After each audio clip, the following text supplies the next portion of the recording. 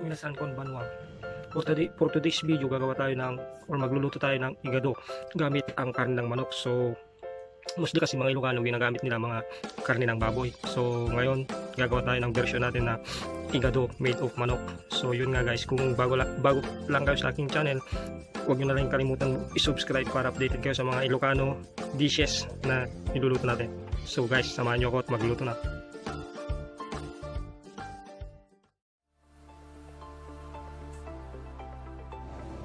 So yun guys, yung pinaka main ingredients natin ito, balon-balonan, laman ng manok, atay, bawang, sibuyas, isang buong carrots, isang buong patatas, toyo, suka, paminta, saka MSG. So yan. Kung gusto nyo maglagay ng ng bell pepper, okay lang din. So yan, kaso wala tayong bell pepper, so yan na muna. So yan nga guys, kung mapapansin nyo, puro pahaba yung iwa niya. Ganito kasi yung version ng Ilocano igado. So yan, at haba. Pati carrots, pati patatas, pahaba rin ang pahaba yung iwa niya. So yun guys. Step niya is magpainit tayo ng mantika. Yun nga, mainit na yung mantika, ilagay natin yung rekado.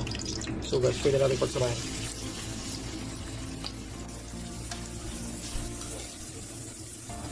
So yung mga iba kasi guys, inuulan nilang dinigisa yung bawang. Pero hindi nila alam na habang naluluto yung bawang or natutong, mas lumalabas yung pagkapais niya, hindi tulad ng sibuyas na habang naluluto, lumalabas yung pagka-aroma niya. So yun guys, next na nga, so natin yung laman.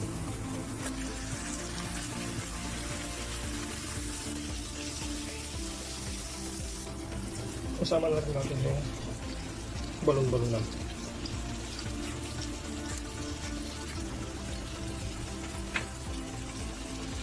Toyo.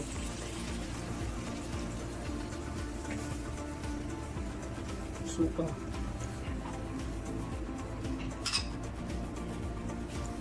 Paminta.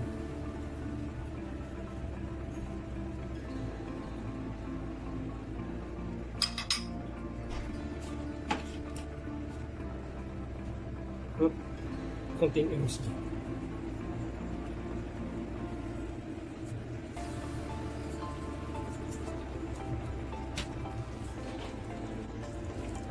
Kung mapapansin nyo guys, sinuli natin yung atay kasi ito yung pinakamadaling maluto.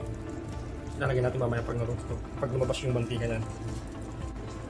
So takpan muna natin.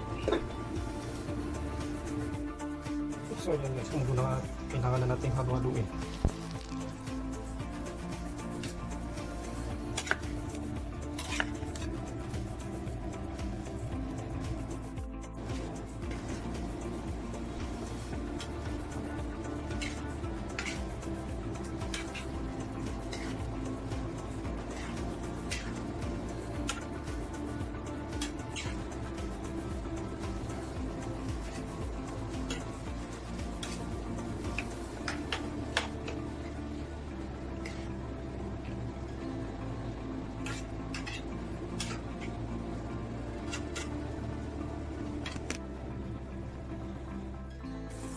So yun mga kamagis, malambot na nga yung balon-balon saka yung laman.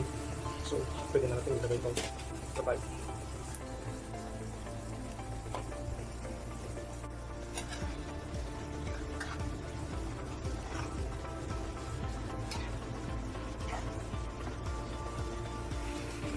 Kasunod na natin yung mga gulay niya.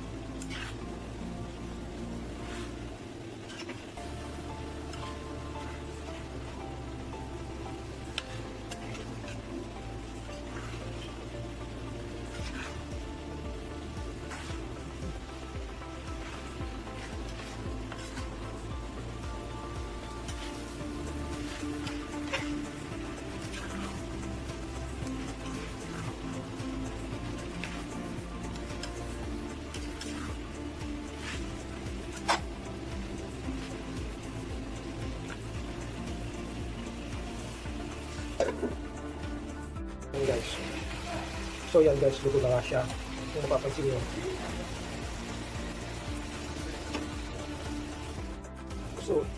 So yan guys, luto na nga siya. Kung mapapansin nyo, hindi siya masyadong makulay. Kasi yung toyong ginamit ko ay toyo ng mga hapon. Yan. Hindi siya katulad ng silver swan o yung dato puti na kukulay talaga. Pero ito luto na.